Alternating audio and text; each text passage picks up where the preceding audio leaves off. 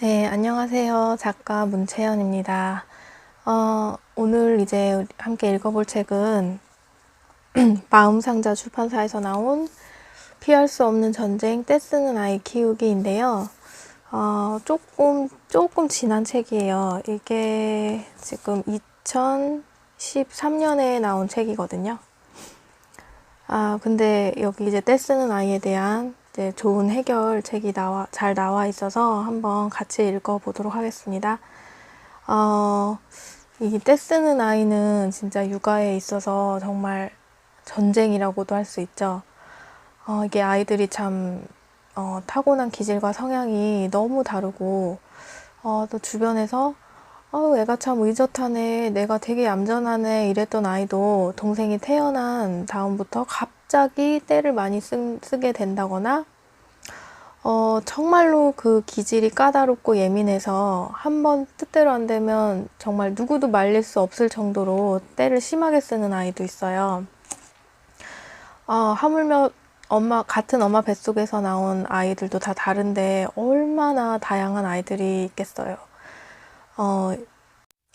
이 떼쓰는 아이와 그런 아이를 대하면서 매일 반복되는 싸움을 하는 엄마를 이 멀리서 큰 그림에서 보면요. 뭔가를 계속 집요하게 요구하는 아이와 그걸 못하게 제지하는 엄마. 이 두 개체의 싸움으로 볼 수가 있어요. 그래서 모든 갈등의 중심은 다 이거예요. 요구하는 아이와 제지하는 엄마의 싸움. 특히 이제 아이들이 막 걸음마를 시작하면서 나를 둘러싼 세상에 대한 호기심이 막 커지고 또 자기만의 생각이나 어떤 결정의 욕구가 커져서 이것을 이제 전달하려는 능력이 커지잖아요.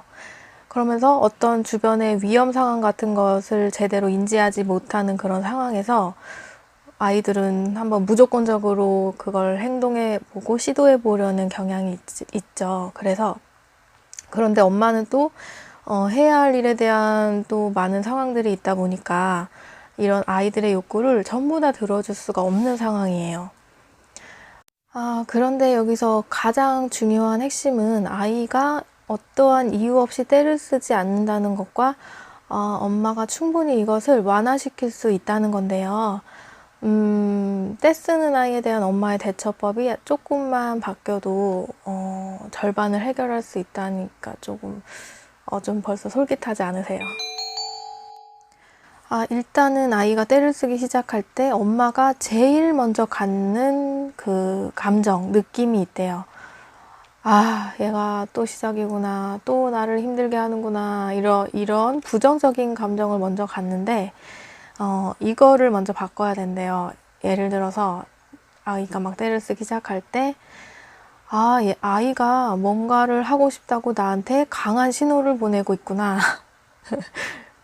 물론 이건 거의 해탈의 경지에 이르러야 되는 수준인데, 네, 이 아동 중심적인 놀이 치료를 하는 전문가들의 경우에는 제한 설정의 3단계 기법이라는 방식을 쓰는데요.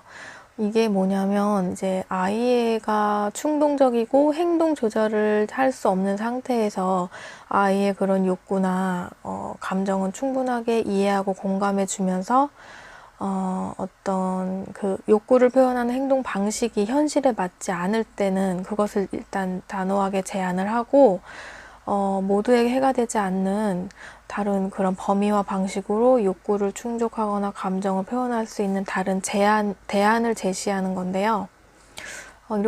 이렇게 이론적으로 얘기하면 잘 와닿지가 않아요. 그래서 예를 들어서 얘기를 해보면 엄마가 만약에 저녁을 준비하는 상황인데 아이가 갑자기 밖에 나가자고 신발을 신으면서 떼를 쓰기 시작하는 상황이에요. 근데 이제 대부분의 엄마 같은 경우는 지금 못 나가, 밥 먹는 시간이야, 이렇게 부정적으로 먼저 일단 얘기를 하겠죠. 그럼 아이는 내가 말한 거를 일단 처음부터 딱 잘라서 제지를 당했으니까 그것만 딱 생각을 하고 막 더 떼를 쓰게 되는 상황이 대부분이겠죠. 근데 이럴 때 앞에서 말한 제한 설정의 3단계 기법을 써서 한번 대처를 해보도록 할게요. 먼저 공감을 해주는 거예요. 공감을 해주는 게 첫 번째 단계인데, 우리 아기 밖에 나가고 싶지? 밖에 나가서 놀고 싶구나. 이렇게 아이의 마음을 알아주면 아이는 자기가 뭔가를 하고 싶을 때 그런 확 일어나는 조급한 감정을 확 줄일 수가 있대요. 대부분의 경우가 이 첫 단계에서 실패를 한다고 해요. 아니, 할 일은 많고 막 밥도 해 먹이고 해야 되는데 누가 우리 아기 밖에 나가고 싶지? 이렇게 얘기를 해요. 보살도 아니고. 그런데 우리는 좀 배운 여자들이니까 이렇게 한번 고상하게 얘기를 해보도록 하자고요. 네, 그 다음 단계는 제한 설정 단계인데요. 이 단계에서는 어떤 게 되고 어떤 게 안 되는지를 알려주는 단계예요. 그래서 지금은 맘마를 만드는 중이어서 바로 밖에 나갈 수가 없어. 이렇게 얘기를 해주는 거예요. 그래도 뭐 아이는 여전히 신발을 신고 현관문을 열려고 막 하고 있을지도 몰라요. 그런데 중요한 건 엄마가 일단 공감을 해주고 설명을 일단 해줬잖아요. 그래서 예전처럼 막 그렇게 악을 쓰지 않는다는 거예요. 그리고 나서 마지막으로 3단계는 이제 대안을 제시해주는 단계예요. 아이에게 이제 잠깐만 기다려주면 얼른 맘마를 만들고 나갈 수 있어. 엄마가 빨리 만들게. 영차 이렇게 하고 나서 아이가 이제 다른 것에 관심을 빨리 돌릴 수 있도록 뭐 당근을 쥐어주면서 네가 당근 써는 것 좀 엄마 도와줄래? 그럼 빨리 할 수 있을 것 같은데 이러면서 당근이랑 이제 칼을 쥐어주는 거예요. 근데 여기서 엄마가 쓰는 칼 같은 거 주면 절대 안 되죠. 그래서 이제 생일 케이크 할 때 그 케이크 자르는 칼이 들어있잖아요. 그 칼을 버리지 말고 놔두세요. 그러면은 아이가 이제 뭐 여러 가지 오이나 이런 거 썰면서 놀 수 있을 때 아주 좋거든요. 근데 여기서 이제 많은 아이들이 수긍을 하지만 이게 또 하루아침에 그렇게 달라지는 게 아니에요. 그래서 중요한 건 천천히 그리고 꾸준히 이걸 실천해야 한다는 거예요. 그런데 만약에 이 아이의 타고난 성향 자체가 자기의 욕구나 생각, 뭐 의지를 아주 강하게 요구하는 편이라면 떼쓰기를 피하기가 이제 다른 아이들보다 기본적으로 힘들겠죠?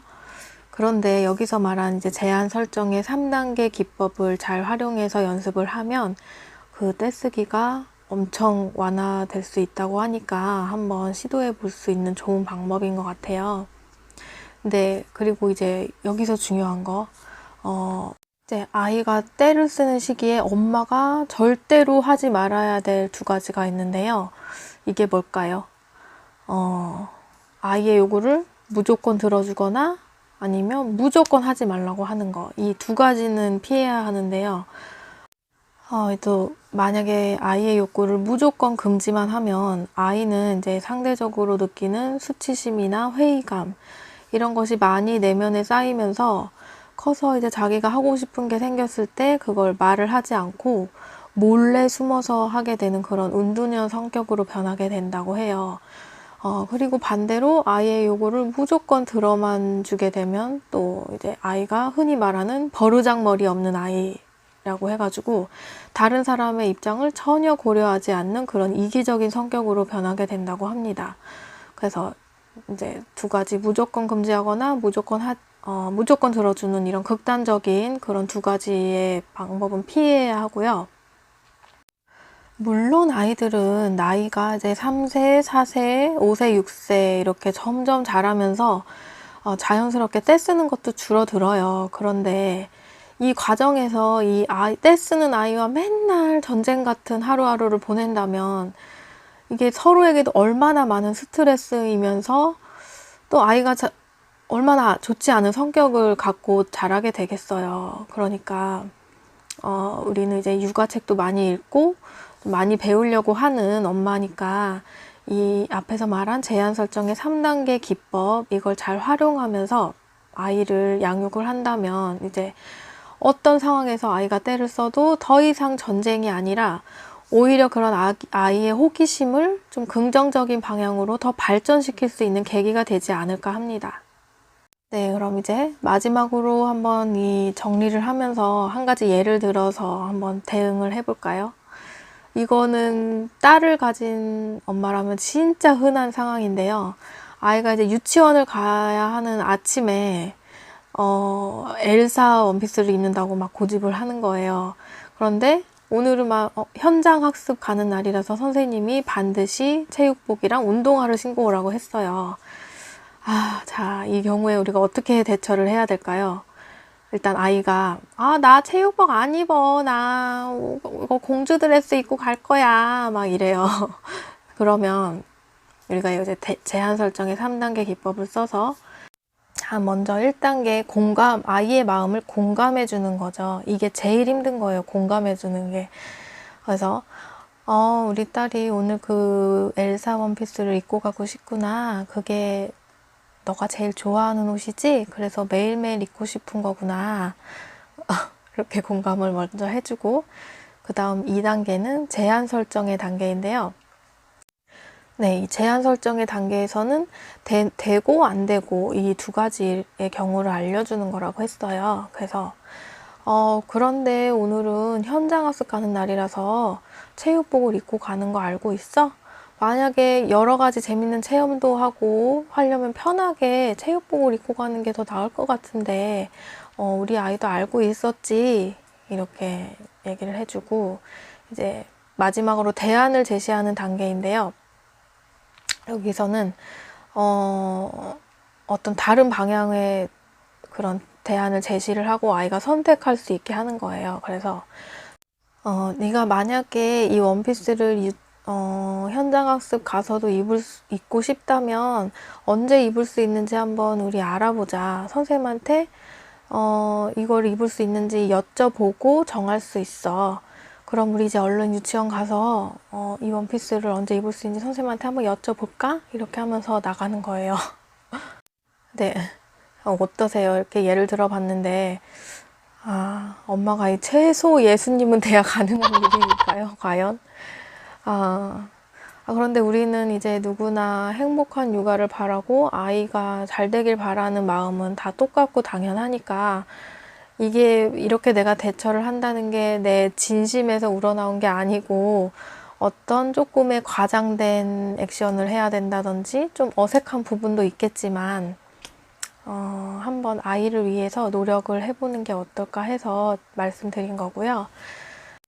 일단은 제일 중요한 거는 엄마가 항상 긍정적인 마인드를 갖는 게 가장 중요한데요. 예를 들어 이 머리 꼭대기의 중심축을 생각을 해보면 이 중심축이 흔들리면 몸 전체가 막 흔들리게 되잖아요. 그래서 이 머리 꼭대기부터 이 머리 생각을 항상 긍정적인 생각으로 바꾸면 피곤하지가 않아요. 몸이 늘 즐거워요. 그런데 이 끝이 부정적인 사람이 있어요. 항상 부정적인 생각을 하고 안 될 것만 생각을 하고 막 일어나지도 않은 상황을 걱정을 하고 이런 사람들은 몸 전체가 항상 피곤하고 늘 짜증이 나고 불평불만만 계속 늘어놓는단 말이에요. 그래서 이 중심축을 긍정적인 마인드로 채우고 이 긍정적인 생각은 작은 것에 감사하는 것에서부터 시작된다고 해요. 예를 들어서 아이가 아프지 않게 태어난 거, 그리고 오늘 하루 다치지 않게 하루를 보낸 것, 이런 작은 일에 감사를 하게 되면 즐거운 일이 항상 따라온다고 하거든요. 이 반대의 경우를 생각해보면 막 아이가 아프고 이런 아이들이 굉장히 많잖아요. 그런 거에 비하면 정말 감사할 일인데 우리는 이걸 너무 당연하다고 생각을 하고 산다는 거예요. 이 결국 보면 모든 책의 공통점이 육아에 있어서 엄마가 항상 긍정적인 마음을 갖는 거가 항상 기본이 돼야 되는데 우리가 아이를 낳을 때 이제 아이가 잘 되고 행복하게 살기를 바라는 마음에서 아이를 낳잖아요. 이게 맨날 짜증내고 막 싸우고 이러려고 아이를 낳은 게 아니잖아요. 그렇기 때문에 항상 좋은 마음, 감사하는 마음, 긍정적인 마음을 갖고 이게 떼쓰는 아이가 진짜 육아에 있어서 제일 힘든 건지도 몰라요. 그런데 오늘 얘기한 제한 설정의 3단계 공감해주기, 제한 설정하기, 대안을 제시하기 이 세 가지를 항상 기억을 하시고 아이가 떼쓰는 상황에서 한번 오늘부터라도 조금씩 적용을 해서 연습을 해보시면 아마 좋을 것 같아요. 오늘도 시청해주셔서 감사드리고, 저는 작가 문채연이었습니다. 감사합니다.